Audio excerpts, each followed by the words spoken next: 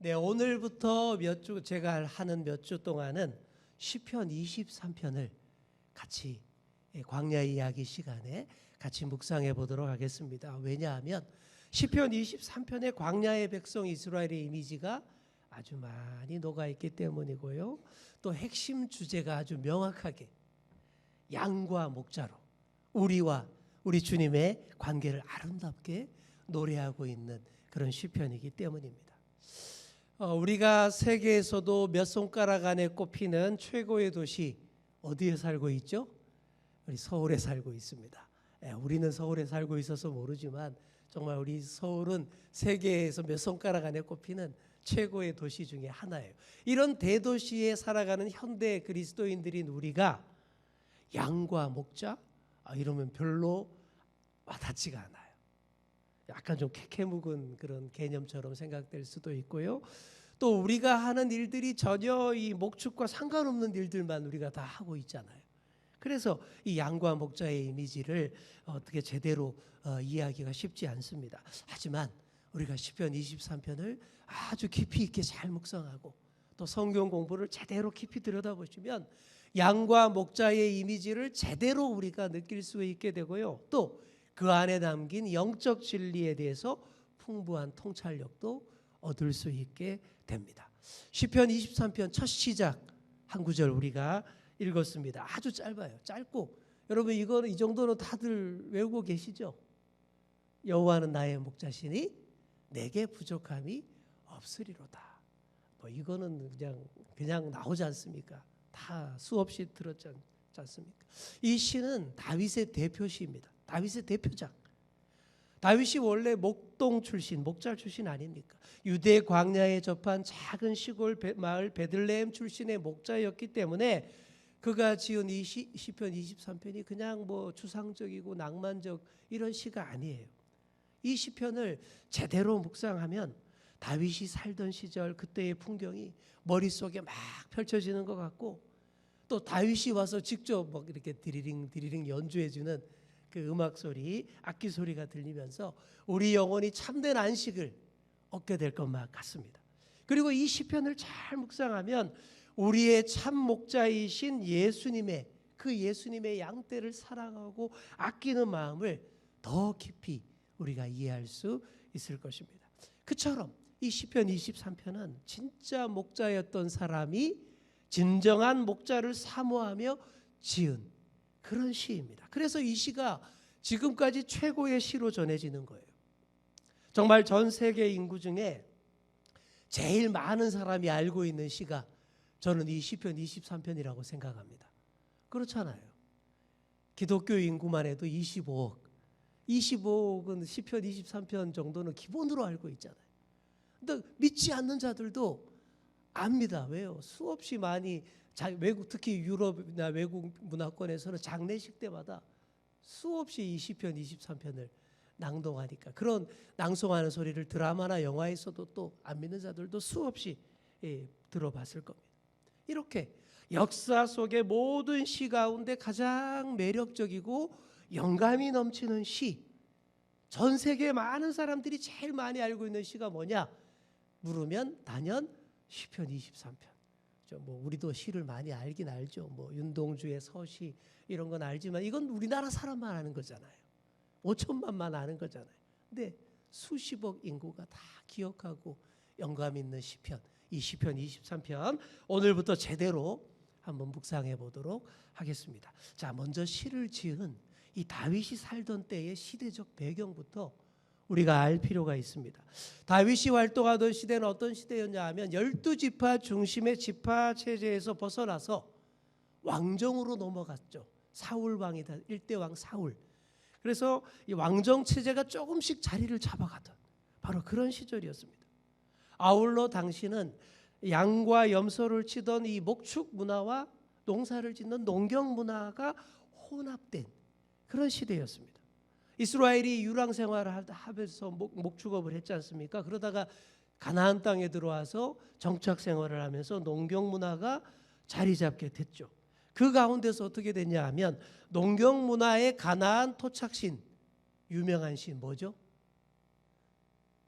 바알과 아세라, 아세라가 부인이고 주신은 바알입니다. 그래서 이 바알 신앙과 여호와 신앙이 막 충돌하게 됐어요. 점점 더 많은 사람들이 그렇게 얘기합니다. 그동안 우리가 양을 칠 때는 여호와 하나님을 섬겼지만 이제 농사 짓게 됐으니까 농사 잘 지으려면 농사의 신인 바알을 섬겨야 되지 않을까? 그래야 잘 되지 않을까? 이렇게 생각하는 거예요. 진료는 의사에게, 약은 약사에게. 이렇게 생각을 했나 봅니다. 각 분야의 전문가에게 맡겨야 한다는 생각으로 농사의 전문 바알 신을 찾는 자들, 우리가 보기에는 대단히 잘못된 자들이 넘쳐나게 됐습니다. 다윗이 이런 꼴을 본 거예요. 이런 꼴을 보면서 정착생활 농경문화에 동화되어서 점점 바알 숭배로 빠져가는 이 시대 분위기를 보면서 그때 지어 부른 노래가 바로 시편 23편인 거예요. 여호와 하나님이 나의 목자시니 부족함이 없다라는 겁니다. 이스라엘 가운데서도 농경문화와 목축문화가 자리 잡았고 두 개가 충돌하게 되었다 그랬죠. 자, 여러분 한번 객관적으로 한번 얘기해 보겠습니다. 이 두 문화 가운데 어느 게 더 세련될까요? 어느 것이 더 문명적이고 어느 게 더 럭셔리할까요? 농경문화입니다. 우리는 도시문화 이렇게 얘기하지만 그 당시엔 도시문화는 지구상에 거의 없었어요. 그나마 한 곳에 정착해서 농사짓고 사는 농경문화가 최고로 발달된 문화였고 아주 문화가 발달한 그런 사회였습니다. 그래서 농경문화에서 사는 사람들은요, 목축업하는 사람들을 굉장히 무시했어요. 목축하는 사람들, 목축문화를 변방 오랑캐 문화로 그렇게 취급을 했습니다. 또 가증히 여겼어요. 그때는 전 세계가 다 그랬습니다. 중국도 그랬고 우리나라도 그랬어요. 우리가 옛날에 오랑캐 그러면 어떤 부족이었을까요? 우리가 오랑캐, 무찌르자 오랑캐. 그 오랑캐는 주로 우리에게 해가 되었던 오랑캐는 말갈족, 거란족, 여진족, 몽골족. 우린 이들을 다 오랑캐라고 불렀어요. 왜요? 이들이 주업이 다 목축업이에요. 한 곳에 정착하지 않고 떠돌아다니면서 약탈하고 그런 민족들이었기 때문에 우리가 그렇게 멸시했던 거죠. 성경에 나오는 대표적인 선진 농경 문화는 어디냐 하면 애굽입니다. 이집트, 애굽. 그래서 주기적으로 범람하는 그 나일강 주변에서 농사를 많이 지었죠. 그래서 이집트 문명이 인류의 4대 문명 중에 하나다라고 하지 않습니까? 이들 애굽 사람들 눈에 이스라엘은 정말 변방 오랑캐처럼 보이는 거예요. 아주 별 볼 일 없는 그런 후진 민족처럼 보입니다. 애굽의 총리가 된 요셉의 도움 덕분에 이스라엘 사람들이 애굽으로 가게 됐죠. 아시죠? 70명이 갔잖아요. 그리고 애굽의 좋은 땅을 이렇게 받아서 들어가게 됐습니다. 그때 늙은 야곱이 애굽 왕 바로를 아련하게 됐습니다. 이때 애굽 문화를 잘 알던 요셉이 미리 사전 교육을 시켜요. 그 내용을 보면 애굽이 우리의 목축업을 가중히 여기니까 조심해야 하고 또 따로 격리된 지역에서 살게 될 것이다 라고 말하는 내용이 나옵니다. 한번 그 본문 잠깐 보시죠. 자, 창세기 46장 34절에 의하면 당신들은 이르기를 주의 종들은 어렸을 때부터 지금까지 목축하는 자들이 온데 우리와 우리 선조가 다 그러하니이다 하소서. 그렇게 말하라는 거죠. 그러면서 애굽 사람은 다 목축을 어떻게 해요? 가증히 여기나니 당신들이 고센 땅에서 살게 되리이다. 그러니까 이스라엘 사람들과 격리돼서 이렇게 목축업을 할 수 있는 그런 땅에 들어가 살게 된다라는 얘기입니다. 자, 이 일 후에 나중에 출애굽하죠. 애굽을 탈출해서 40년 광야 생활을 겪었고 드디어 약속의 땅 가나안에 들어가게 됩니다. 가나안 땅에 들어가게 되면서부터 이스라엘 사회가 크게 바뀝니다. 가나안 족속의 앞선 농경 문화를 받아들이게 되면서 자연스럽게 목축업이 천한 것인 것처럼 그렇게 천시하게 되었다. 그렇게 말씀드렸죠. 그래서 양을 치는 목자들의 지위도 아주 하대 천대받게 됐어요. 양을 치는 목자들을 어떻게 취급했냐 하면 안정적으로 집에 거주하지도 못하고 광야를 떠돌면서 노숙하는 불황아 정도로 그렇게 생각하게 됐어요. 그러니까 요즘 말로 치면 서울역을 배회하는 노숙자 정도. 성서시대의 목자들을 바라보는 시선이 그랬다라는 거예요. 우리는 성경에 나오는 목자 그러면 아주 멋있고 온화하고 인자하고 훌륭하고 아주 낭만적으로 그렇게 그런 이미지로 생각하지만 사실 성서시대의 목자들은 사회의 최하층민들에 속하는 그런 극빈자들이었어요. 정착한 뒤에 이스라엘 땅의 인구가 점점 늘어나니까 농경지가 부족해지죠. 자연이 그렇게 되죠. 그러니까 어떻게 했냐 하면 양을 치는 목자들이 마을과 농경지에서 점점 더 멀리 유대 광야로 밀려나도록 밀어냈습니다. 유대 광야는 풀이 많은 곳도 아니지 않습니까? 그러니 목자들이 또 이렇게 범법 행위도 많이 했죠. 몰래 남의 포도원과 가수원에 들어가서 양들에게 풀을 먹이기도 했고, 그러다 보니 나중에는 이런 법까지 만들어져요. 목자들이 양떼를 몰고 농경지를 지날 때는 양들 입에 다 재갈을 물려야 한다. 이런 법까지 만들 정도로 그렇게 됐습니다. 헤롯 왕이 통치하던 당시, 예수님 당시에는 인구가 더 증가했어요. 그러니 농경지가 더 부족하죠. 그럼 어떻게 했을까요? 수많은 목초지들을 또 다 농경지로 바꾸어 버렸습니다. 중앙 산지의 많은 곳이 계단식 경작지로 바뀌었고, 그럼 목자들은 어떻게 될까요? 점점 더 척박한 광야로 더 밀려나고 또 밀려나는 거예요. 이런 장면 생각해 보면 오늘날도 똑같다라는 생각이 듭니다. 우리는 뭐 때문에 밀려날까요? 부동산 가격 때문에 밀려납니다. 우리 교회 주변도 아시다시피 꽤 비싼 곳입니다. 참 안타까워요. 저는 목회자로서 정말 어렵고 힘든 분들이 좀 이렇게 많이 주변에, 우리 교회 주변에 다 사실 수 있었으면 좋겠는데, 우리는 땅값 때문에 밀리고 서울 변두리로 가고 또 경기 지역으로 가게 되는 그런 모습. 똑같은 거예요. 사람 사는 세상은 항상 이런 아픔과 서러움이 있어요. 그 아픔과 서러움을 몸으로 받았던 사람들이 목자들인 거죠. 그래서 목자들 참 그런 안타까운 서글픈 사연들이 있습니다.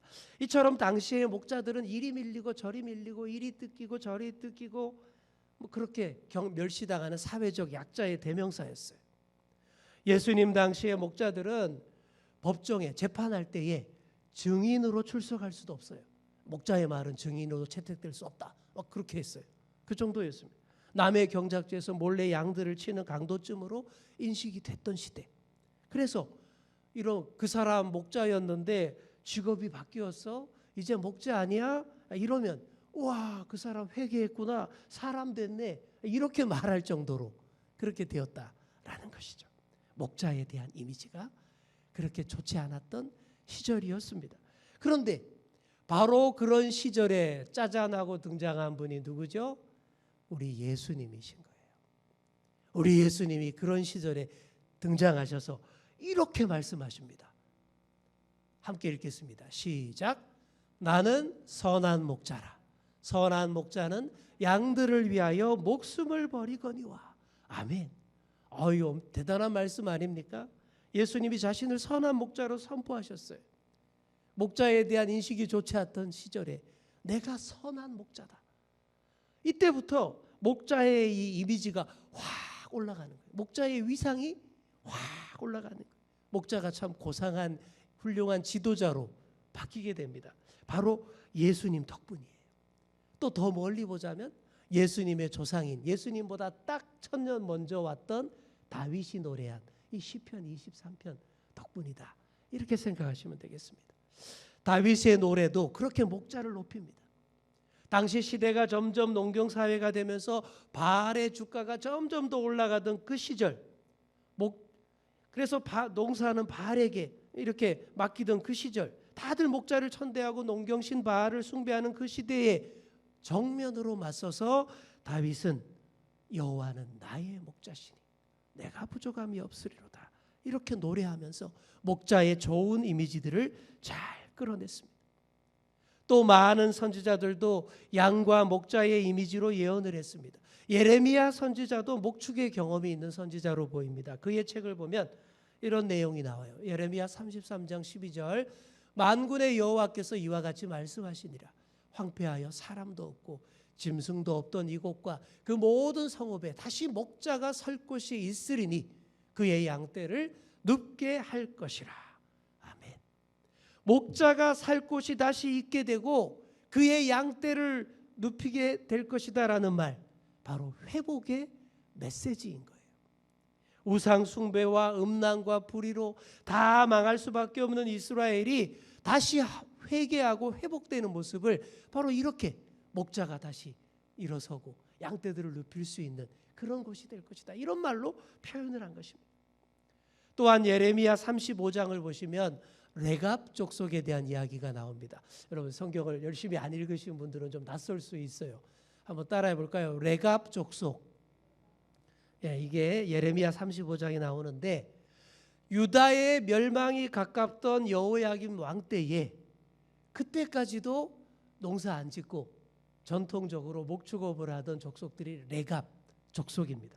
그리고 이 레갑 족속은 포도주를 절대 마시지 않도록 조상들 때부터 이렇게 유언이 내려오고 있어요.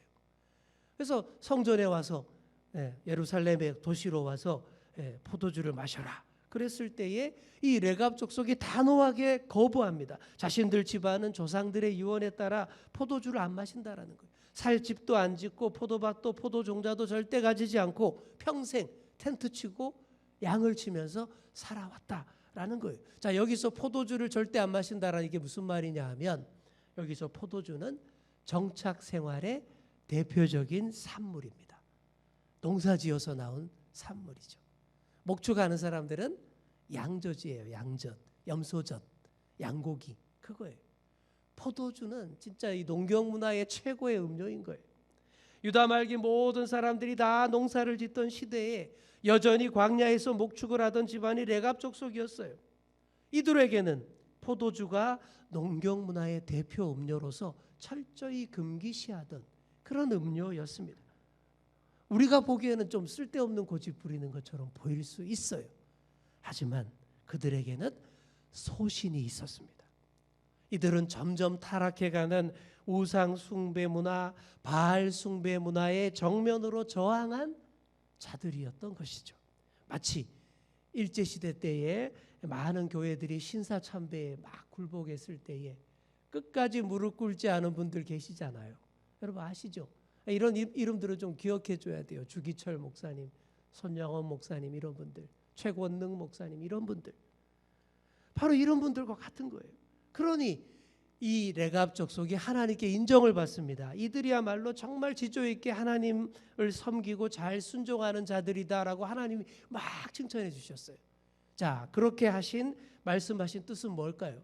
다른 사람들이 제발 좀 보고 본받으라, 좀 보고 배워라, 이런 뜻입니다.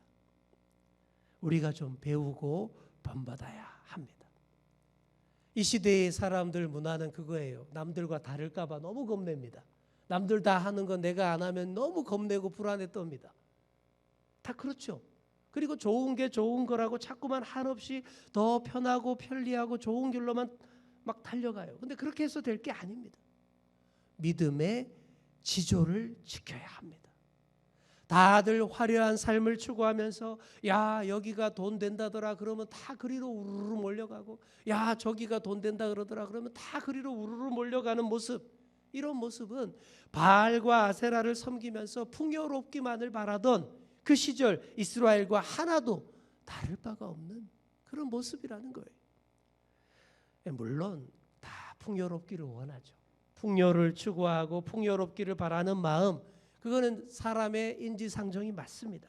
하지만 여러분, 진정한 풍요가 어디서 오는지를 바로 아셔야 됩니다. 이걸 모르니까 이리로 저리로 우왕좌왕 하다가 오히려 더 부족해지고 결핍해지는 거예요. 그게 이 시대 사람들의 삶의 모습입니다. 이스라엘이 농경사회가 되었을 때에 부족함이 없게 해주는 신은 바알이다, 이게 유행어였어요. 바알이 우리 농사를 도와주시니 내게 부족함이 없으리로다. 이게 그 시대의 언어였습니다. 바알에게 잘 보이면 많은 비와 함께 풍년이 보장되지만 바알에게 밉보이면 흉년의 재앙이 찾아온다라고 그렇게 믿었어요. 그래서 타작마당에서부터 바알을 음란하게 섬겼습니다. 호세아서에 보시면 이런 구절이 나와요. 호세아 9장 1절, 이스라엘아 너는 이방 사람처럼 기뻐 뛰놀지 말라. 네가 음행하여 네 하나님을 떠나고 각 타작마당에서 음행의 값을 좋아하였느니라. 자, 그림에 보이시는 게 바로 당시의 타작마당이에요. 1년 농사의 모든 수고와 땀이 다 모이는 곳이 타작마당인데, 자, 다음 그림입니다. 자, 추수한 곡식을 탈고 가는 이 타작마당마다 뭐가 있었냐 하면 바알 신에게 제사하는 바알 신당이 넘쳐났습니다. 그리고 신전 창기들이 여기에 다 있었어요. 그 바알의 창녀들과의 음행이 이어졌습니다. 이 타작마당에서 땀 흘려 농사지은 결실물들을 전혀 엉뚱한 잡신인 바알에게 다 바치고 바알의 음녀들과 흥청망청 놀아났습니다. 그러다가 망했다라는 거예요. 풍요를 바래서 풍요를 쫓아간다고 그랬는데 풍요는 다 물거품으로 사라지고 오히려 더 부족해지고 결핍과 궁핍이 찾아오는 거예요. 자신들의 육신의 몸도 신전 창기들에게 다 뜯기고 추수한 곡식도 다 날리고 오히려 더 결핍과 궁핍으로 이어졌습니다. 성소시대 대부분의 사람들이 다 결핍하고 궁핍했어요. 다음 끼니를 걱정할 정도로 궁핍함 속에서 살았어요. 산업화 시대 이후에 근대에 와서야 잉여 농산물을 저장하면서 조금 풍요를 누리게 되었지 그 전까지는 다 비슷했어요. 늘 부족함 속에 살았고 내일 것을 미리 예비하는 것은 사치였습니다. 그런데 하루하루 근근히 살아가던 그 시절 다윗이 뭐라고 노래합니까? 내게 부족함이 없으리로다. 부족함이 없대요. 왜 부족함이 없습니까? 앞에 뭐가 나와 있어요? 여호와가 나의 목자시니. 여호와 하나님 덕분에 내가 부족함이 없다라는 거예요. 바알신이 판치던 그 시절 오직 목자이신 여호와만을 섬길 때만 부족함이 없는 풍요가 찾아온다라고 노래한, 이거는 진짜 요즘 말로 하면 히트곡이 되는 거죠. 다 똑같은 노래가 이렇게 흘러가는데 갑자기 팍 이렇게 대박 나오는 히트송이 나오지 않습니까? 이 다윗의 시편 23편이 그런 대박 히트송으로 그 시대의 조류의 흐름을 정면으로 팍 반박하는 그런 노래가 나오는 것이죠. 이런 노래를 할 줄 아는 사람이 늘 풍요로울 수 있고 넉넉할 수 있습니다. 오직 목자이신 여호와만을 섬길 때에 우리가 부족함이 없으리로다. 자, 이렇게 유대 광야에서 하나님 덕분에 내게 부족함이 없다라고 노래했던 다윗, 어떻게 됐죠? 이후에 이스라엘의 왕이 됩니다. 그리고 여부스를 점령하고는 그곳에 있던 오르난의 타작마당이라는 곳을 은 50세겔을 주고 삽니다. 그 땅을 왜 샀을까요? 바로 그 자리에 하나님을 섬기는 성전을 짓기 위해서. 자, 그런데 타작마당이라 그랬지 않습니까? 타작마당마다 바알신을 섬기는 신당이 있었다고 했잖아요. 그런데 다윗이 왕이 되면서 이제 더 이상은 아니다라는 거예요. 이렇게 바알의 자리를 확실하게 밀어버리고 여호와 하나님만을 믿고 섬기는 자리로 확실하게 바꾸어 버린 것이 다윗의 업적이에요. 그 자리에 성전을 세운 거예요. 여호와가 나의 목자시니 내게 부족함이 없으리로다 늘 노래하던 다윗이 그 믿음대로 그 노래대로 하나님의 성전으로 자신의 부족함을 다 메워 버렸다라는 것입니다. 사랑하는 성도 여러분, 여호와 하나님이 우리의 전부인 줄 믿습니다. 그분만이 우리의 목자시니 그래서 내게 부족함이 없을 줄 믿습니다. 그러니 우리의 삶의 자리, 여러분의 타작마당을 어떻게 해야 되겠어요? 잘 보시기 바랍니다. 우리의 타작마당을 가볍게 사서 주님의 성전으로 다 삼으시기를 바랍니다. 그래야 부족함이 없어지고 풍요로워질 수 있는 거예요. 부족함이 없을 수 있는 비결은 바로 거기에 있는 것입니다. 그러니 지금 나의 타작마당에, 우리의 타작마당에 엉뚱한 우상이 들어앉아 있지 않는지, 잘못되고 불의한 것, 불순한 것들이 있지 않은지 잘 살펴보시고 있으면 밀어버리시기 바랍니다. 다윗처럼 그렇게 개혁하는 것이 여호와가 나의 목자신이라고 고백하는 자의 마땅히 행할 바입니다. 그렇게 주님만을 우리의 전부로 삼으신 여러분 되시기 바랍니다. 어떤 교회 부목사님이 주일날 쓸 주보를 만들려고 담임 목사님에게 설교 제목과 본문을 문자로 받았는데 담임 목사님이 딱 제목을 이렇게 보냈어요. 주는 나의 목자시니. 뭐가 좀 찜찜한 거예요. 부목사님 보기. 뭐가 더 제목이 뒤에 더 있을 것 같은데 실수로 잘못 보낸 거 아니야? 그렇게 생각해서 다시 담임 목사님에게 문자를 보냅니다. 목사님, 혹시 주는 나의 목자시니 다음에 또 뭐가 없습니까? 이렇게 문자로 물었어요. 그랬더니 담임 목사님이 문자가 답이 왔는데 주는 나의 목자시니 그거면 됐지 더 뭐가 필요해? 이렇게 답을 했어요. 그리고는 주일날 담임 목사님이 설교하려고 주보를 딱 펼쳤는데 설교 제목이 이렇게 나온 거예요. 주는 나의 목자시니 그거면 됐지 더 뭐가 필요해? 이 부목사님이 엄청 순수하신 분인 것 같아요. 네, 너무 좋으신 분 같아요. 그런데 그 실수를 목사님이 딱 보고는 너무 기가 막혀 하던 목사님이 그 순간 오히려 감동이 더 팍 오더라는 거예요. 그래, 맞아. 주는 나의 목자신데 그거면 됐지. 더 뭐가 필요할까? 하면서 그 제목 그대로 정말 은혜로운 설교를 하셨다라는 그런 얘기입니다. 사랑하는 성도 여러분, 여호와가 나의 목자신데 그거면 다 된 겁니다. 더 뭐가 필요하겠습니까? 더 뭐가 필요할 거라고 자꾸 생각하고 뒤에 뭘 사족을 달기 때문에 우리의 신앙의 순수성이 빠지는 거예요. 자꾸 우리의 신앙에 불순물이 들어오는 거예요.